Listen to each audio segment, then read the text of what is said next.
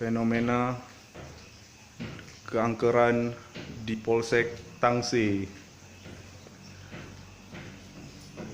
Pintu bergerak sendiri.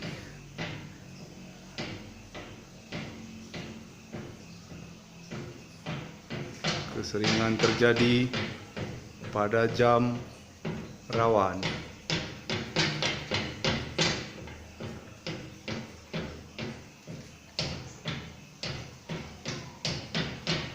Keseringan terjadi pada jam 12 malam ke atas.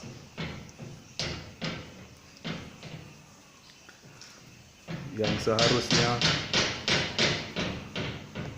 sabar.